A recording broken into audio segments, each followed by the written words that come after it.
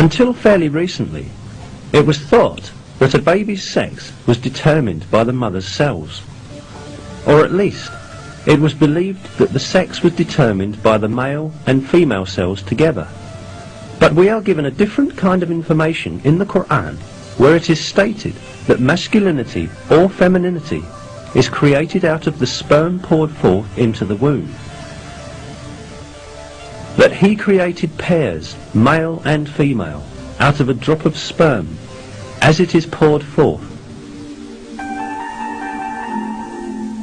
The improving disciplines of genetics and molecular biology have scientifically validated the accuracy of this information given by the Quran.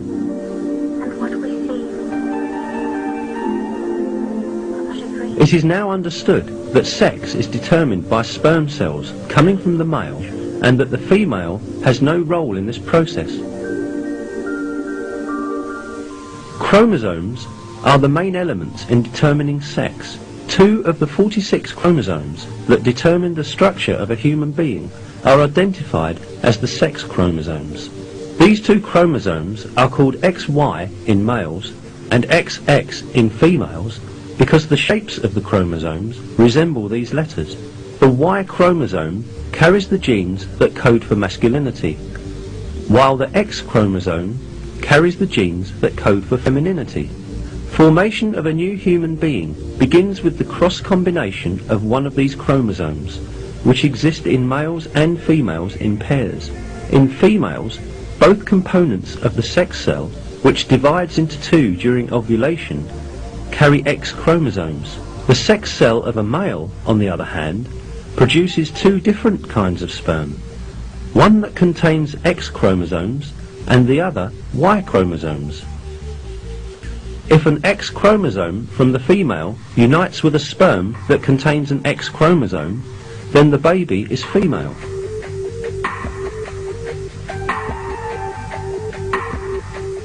If it unites with the sperm that contains a Y chromosome, the baby is male.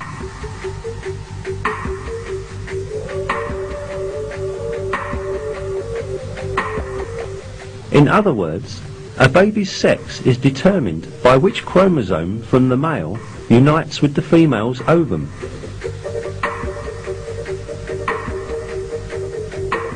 None of this was known until the discovery of genetics in the 20th century. Indeed, in many cultures, it was believed that a baby's sex was determined by the female's body. That was why women were blamed when they gave birth to girls. However, 13 centuries before human genes were discovered, the Quran revealed information that denies this superstition and referred to the origin of sex being not with women, but with the semen coming from men. If we keep on examining the facts announced to us in the Quran about the formation of people, we again encounter some very important scientific miracles. When the sperm of the male unites with the ovum of the female, the essence of the baby to be born is formed. This single cell, known as the zygote in biology, will instantly start to reproduce by dividing and eventually become a piece of flesh.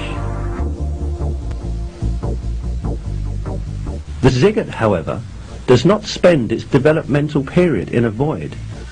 It clings to the uterus just like roots that are firmly fixed to the earth by their tendrils.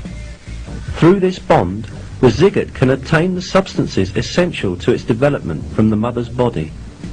Here, at this point, a very significant miracle of the Quran is revealed.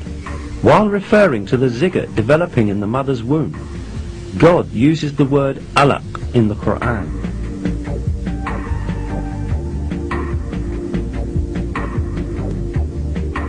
Recite, in the name of your Lord, who created man from alaq. Recite, and your Lord is the most generous.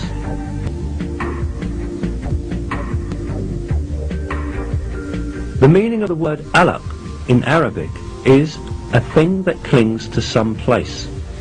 The word is literally used to describe leeches that cling to a body to suck blood. Certainly, it is not a coincidence that such an appropriate word is used for the zygote developing in the mother's womb. This proves once again that the Quran is a revelation from God, the Lord of all the worlds.